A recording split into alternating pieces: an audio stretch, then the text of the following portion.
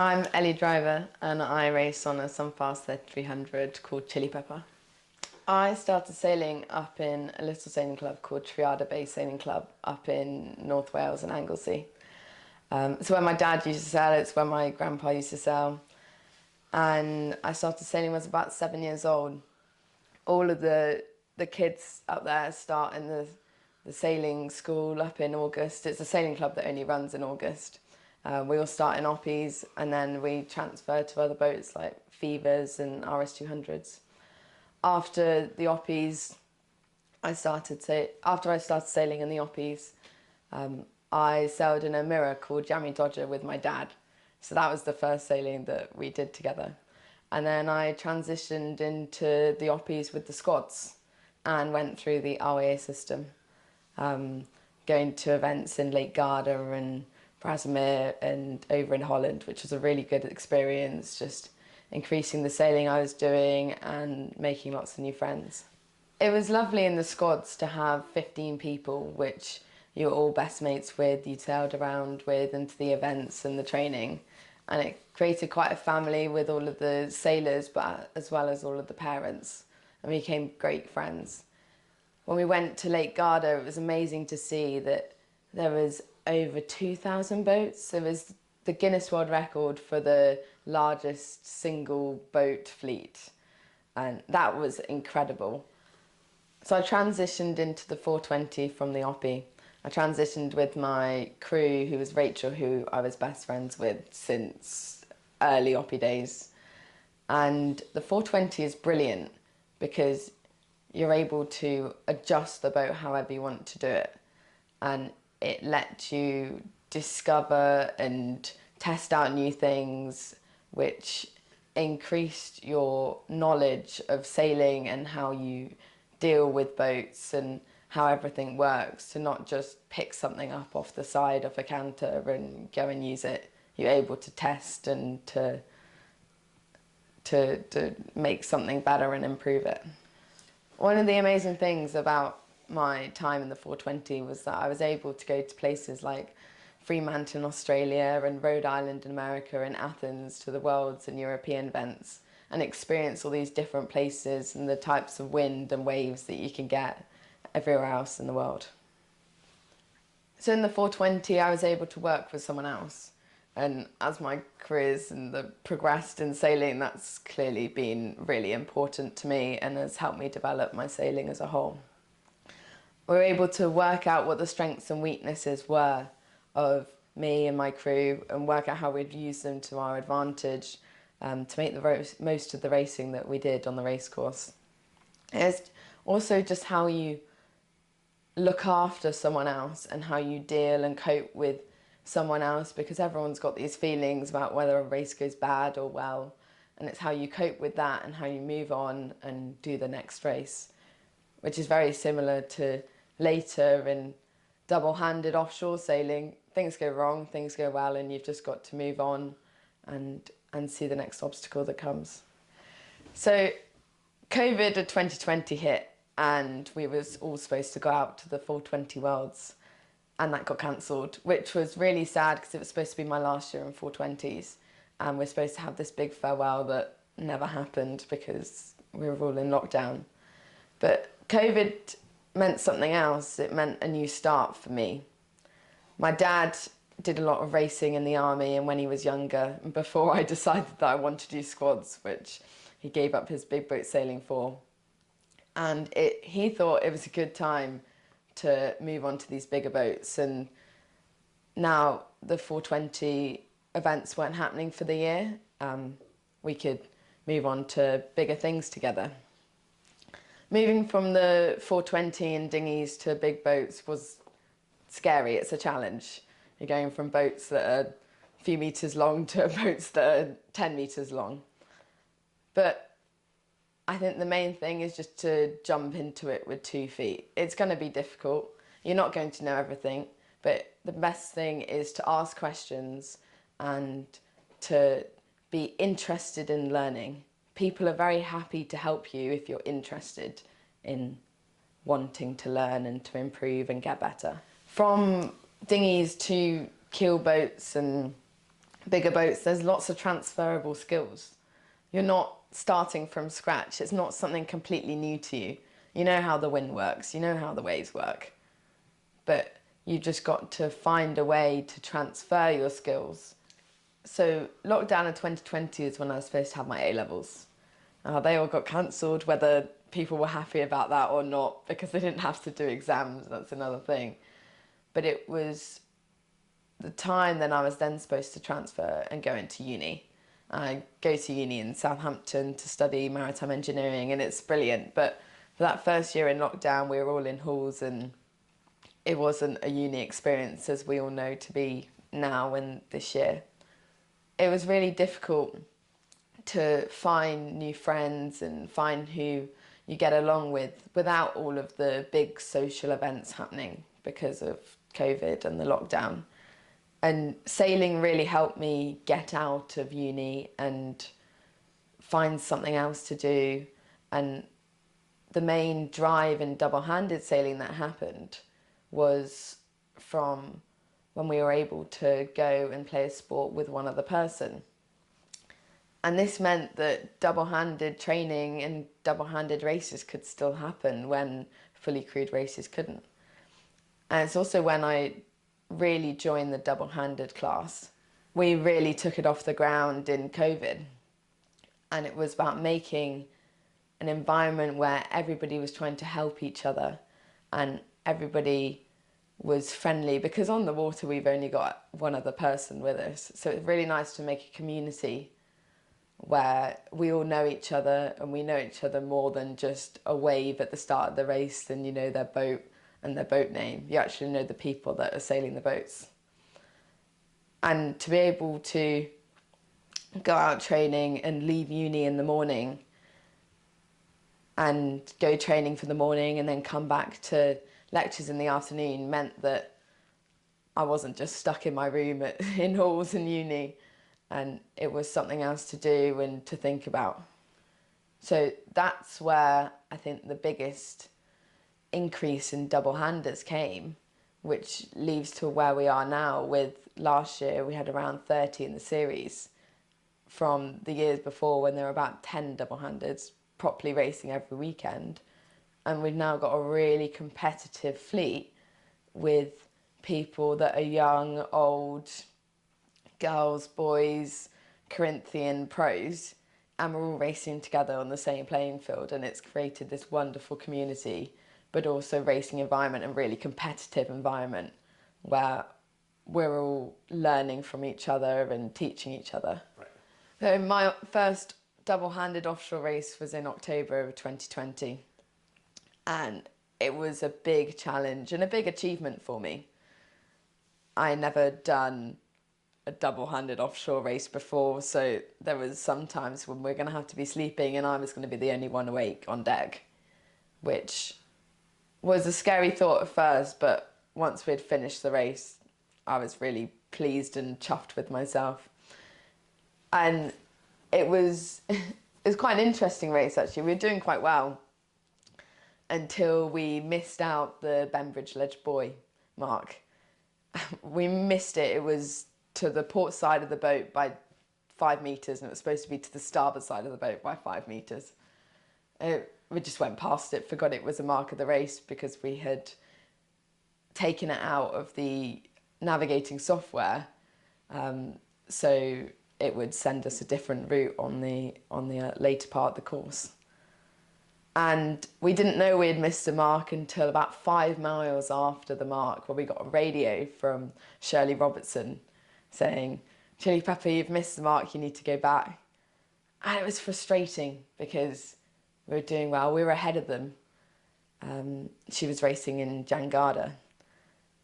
But it was nice to see that they didn't take me as this youth girl that was racing. It was everybody's competitive and everybody was racing to win, which was a good environment to be in because it lets you thrive and lets you push yourself harder. So we had to turn back and we went all the way around and back around Bembridge Buoy, and then we spent the rest of the race trying to pick off the boats and catch them up, which we did. and we were really happy with it, and we took the miles back out. It was 10 miles by the time we turned around and then went back to the buoy, and then we had caught up 4 more miles or by the end of the race. But it taught you to be resilient for the challenges that you face, and it was a challenge that we caused ourselves. It wasn't a challenge that we came across, but it's still a challenge. And to reset your mind for when you get back to that buoy and go, right, this is now the race. Forget about the fact that we just missed the buoy and we had to do another 5 miles. We've got to race the race that we've got ahead of us. And it was a brilliant accomplishment at the end, because it was, yeah, you can do this. Yeah, you were in dinghies 6 months ago, 12 months ago, but there are more things that you can learn and you can improve and get better, and this is possible for you to do. So after a few years of double-handed sailing, we had the Morgan Cup race of this year. It was an epic race. It was a difficult race. I sailed with Dad, and we had done by this point the Fastnet of the year before and the whole RORC season of the year before, and it was about in June, so we were just getting back into the racing and looking ahead to the round Britain Island that we were supposed to do in August. And up until the Morgan Cup race, we were doing a race well, but failing a little bit at the end and dropping back some places in the last 4 hours because we hadn't managed our sleep and we were getting tired. And every race up until then, it was like this. It was going well, something would go really well, and then we would do something, wouldn't quite get a wind shift right, and we'd drop back. And the Morgan Cup was the first race which we felt like everything got put together well. And it had accounted for the win that we had. Just past St. Catherine's Point or a bit further, there was 4 of us that got away and into this new breeze, including Dee and Shirley on Rocket, and a couple of other boats. And for the next 6 to 8 hours, it was neck and neck with Dee and Shirley. And we were so evenly matched. It was so frustrating because you didn't want to go to sleep because they were right there. And you had to push the boat the entire time to try and keep up with them and make sure you weren't falling behind. And they were a bit to the south of us, and the way the wind then moved meant that they were then ahead of us by a couple of miles. But I knew that we had some time on them on the rating, and it was about 25 knots, and we had the code 0 up going about 120, and it was fine, but the boat could do more. The Sunfast 33s, they will take what you push and you will brake before they will brake. You've got ballast, you've got carbon rig on our boat, so the boat can take it, and you've just got to be gutsy enough to do it. And we had got a new A4 from North that week, and I went to Dad, I was like, Dad, we've got to do it. If we want to win the race, we've got to, we weren't even thinking about winning the race, we're thinking about beating Dee and Shirley. We've got to put up the A4. It was like, Nelly, this is a bad idea. Boat's on its edge at the minute, but I'm like, no, we've got to put it up. So put up the A4, and the boat was really on its edge then. There wasn't much left in it. I was just shouting at him to grind and hold, and he wasn't saying anything apart from me shouting at him. But we finished, and it was like, oh, brilliant. And then had a look on Yellow Brick, and I'm like, flicking through, went, flick back. I'm like, oh, okay, we beat Dee and Shirley on corrective time. I'm like, oh, okay, I think we might have won IRC Two. Well, that's a fantastic win, because we had come 3rd or 5th before, but we had never won it. And to have the fight with Dee and Shirley at the end was, we had worked for it and we wanted that win. And then we had flicked through, and someone messaged me going, I think you've provisionally won the whole thing.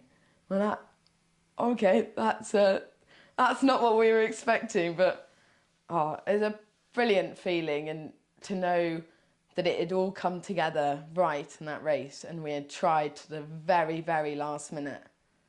It was nice to be rewarded for all of the hard work and effort and training that that we had put in for the 2 years before. Being able to keep up with Dee and Shirley and Rocket and to beat the other boats on the race course, we knew before that when we tried really hard, we had good boat speed and we matched them. But it was us having confidence in ourselves that if we put it all together, then that we really did have a chance and we were on par with the other boats.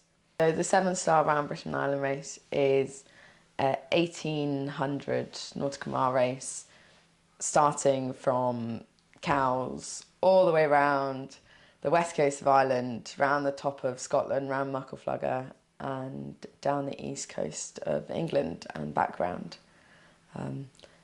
Before this race, our longest race was the Fastnet, which we did in 4.5 days. So to go from the Fastnet to an 1800 mile race, which took us 15 days, was a bit of a step. So, me and Dad sailed together. We trust each other so much, bring out the best in each other, we make all the decisions together and we hardly fall out. So it's going to be a long race, it's 3 times as long as the Fastnet. There's going to be lots of navigational problems to overcome with all the TSS's and the shoals and the rocks. Just going around the top of Scotland, around the top of Muckleflugger, which is going to be, well, it's further north than the Capes are south, and especially going around Dover, and it's going to be quite complicated. I think Mum will be incredibly happy when we are around because she's going to be watching Yellow Brick every mile of the race and probably not get as much sleep as we're getting. It's going to be quite tough to get round. So it's been a big adventure to work together and to sail around Britain Island. It's going to be amazing and I really look forward to it.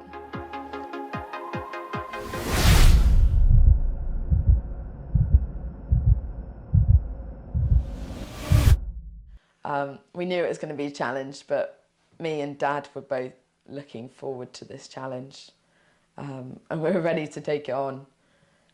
It was difficult for sure. It wasn't a normal race that they had seen in the past years. We had 4 days of absolutely no wind, and the majority of the time was either below 10 knots or above 25 knots. There was no nice wind, to put it, which meant that there wasn't much break. When there was no wind, you couldn't just go to sleep because you were trying to find every puff of wind that was on the water. And I am now frustrated and hate hearing the sound of flapping sails because I've had enough of that. So when there was no wind, you were trying really hard to get the boat moving and trying to not get frustrated by the no wind. And then in the 25 knots, you were getting smashed around the boat, around the top of Scotland with 3-metre waves. And there's one thing about the Sunfast 300 that it prefers going off wind than it does upwind. We had 4 days into the race and we were crossing the other 33s by 4 boat lengths. The race was such a close race from the start until the very end, and there was no break because it doesn't really like the upwind and the waves. But take it downwind and it's an absolute beast, and it flies and it's brilliant. But we didn't think that we were going to have a race that was 80% upwind. So the race wasn't really kind in our favour.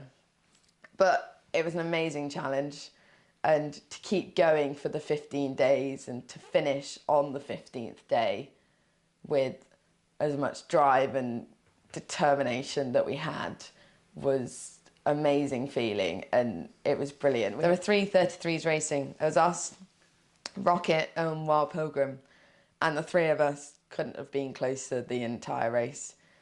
And it was nice that there were other boats out there. Half the time you can't see much land and you can't see many other boats, but with the race being so close, there was still a community around you. Being us able to deal with our sleep patterns and how each other were feeling to make the most of the energy that we had, it was really important to communicate between the two of us so that we could race to the end. We had a race with Tigress all the way from the forts right until the finish line, neck and neck, in the last hour of the race. We're a couple of boat lengths apart, and it seems crazy that we're all this close after 15 days on the water. All these weather systems coming through where everyone was the different side of one or another. And we all ended up like minutes, if not hours, away from each other. About half an hour away from the finish line, me and Dad were like, right, this is nearly it. Done 15 days. And we saw a rib coming at us. We're like, oh, this rib's coming straight for us. It's a bit odd. And we're like, oh, I think we know that rib. And it was Mum on the rib and my friend Kat. And Mum, of course, was in tears crying for what we had achieved and that we were about to finish it. And throughout the race, it was phoning up Mum on the sat phone going, Mum, the Adrena's just said it's going to be another 20 days. Dad's not going to make the wedding he's supposed to go to. We're not going to be able to come up to Triada for August because we're still going to be in the middle of the ocean somewhere, and we're not going to be finishing when we said we would. And to see Mum at the end, like, right, this is it. We're back in the Solent, and we've just got this one last grind to get to the finish. And getting over that finish line, it was emotional, and we were so relieved and proud of ourselves to actually do it. And there were times in the race where we were like, right, we've got quite a good chance to do quite well here. And I got overly competitive as per normal, and we're like, right, we need to push. We need, like, we're losing miles, we're losing meters. And Dad was like, right, Ellie, stop. Everyone else here has got a lot more experience than we do on this boat. We are probably one of the greenest boats doing this race. You are the youngest person to have completed this race, the youngest skipper. And that's a massive achievement in ourselves. So when we crossed the finish line, it was such a relief and a proud moment that we'd actually finished the 15 days together, dealing with Dad, him dealing with me. But to finish it with him and that respect and love that we have for each other was something I thought I never would experience. But it's an incredible moment, incredible feeling, and so glad we took on the challenge and we completed the challenge. So it all started from very young when Dad and Pops taught me how to sail. And there's me, my sister Georgie, Mum and Dad. And we've always been a very competitive family. And we've always been a really close-knit family with grandparents, but also just the four of us. So to be able to experience something like this, like the Round Britain Island, all together and celebrate it together, get ready beforehand together, was really nice to know that we have this support network behind us. When we're having a tough race, they were there to get you back into the mindset of, yes, you can do this. It's not over. And to be able to have these people to rely on is really important. And it's like a privilege to have these people there behind you. And to be able to see all these people that love and care for you is really special. Plan for the future. Well, currently I'm in the third year of the Maritime Engineering at the University of Southampton. And I've got one more year to do my Masters.